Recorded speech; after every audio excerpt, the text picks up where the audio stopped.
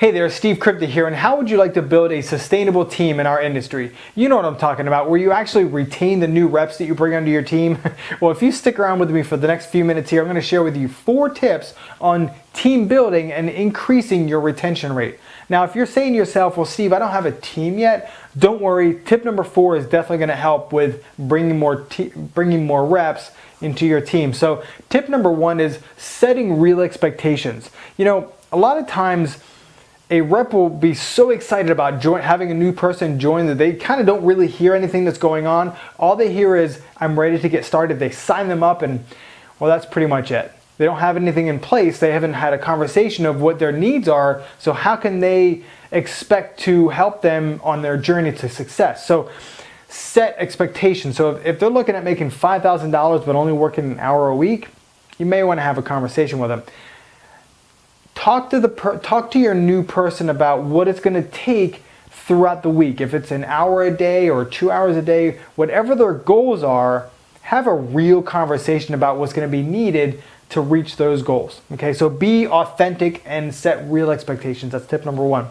Tip 2 is a team Facebook group. This is really cool because what you're doing is you're getting your team together and it's going to turn into a big family. I know that we have a Facebook group and it's really cool because I like seeing how people are interacting. They help each other, they support each other. You know, they're putting training videos in there. It's really awesome to see. And here's the biggest thing about a team Facebook group. It's not about you and it's not about me. It's not about putting our name on it, but it's about naming the group, okay? If you're putting your name on it, you're branding you. You're branding a culture that's centered around the team that you're building and they are building as well. So make it comfortable for more people to come in. Also, having the Facebook group, you can populate it. I suggest being a little active in it, at least in the beginning, to get things moving. When new announcements come out from your corporate office, post them in the group and tag a couple people in it and, let the conversations fly back and forth. And it's a lot of fun. It's really cool to watch a culture build out of people that barely know each other and a real tight family bond together. That's really, really cool. Tip number 3 is having a team email list. Now, just like I was saying before, there's some corporate stuff that you can put in your Facebook group, but it's not a bad idea to send out emails to people every once in a while, just to make sure that everybody's on the same page. And if you hear stuff, some really neat announcements, you want to send it out so they get like preview information. That's really neat to do. Just keeping in contact with everybody through email as well as your Facebook page is a double awesome. So tip number 4, and this is what I was saying before, if you don't have a team together, it's a good idea to have a fast start training. So that's tip number 4. Have a fast start training in place.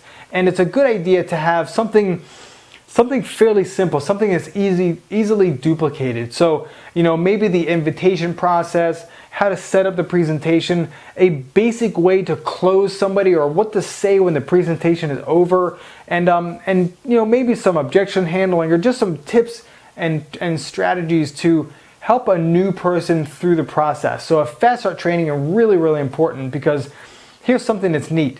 When somebody says, what's the first step when I join your team?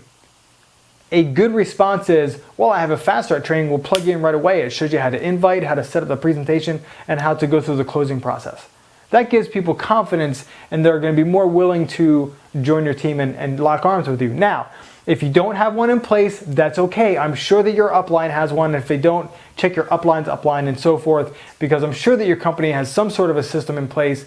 So tap into it and bring it into your group. So, set your expectations, realistic expectations. Get a team Facebook group together, have a team email list, and have a fast start training in place so you can start building a culture and a family, and your retention rate will definitely go up. Okay, so I hope you got some value out of this. Feel free to like it, share it, leave me a comment if you have something to add to this.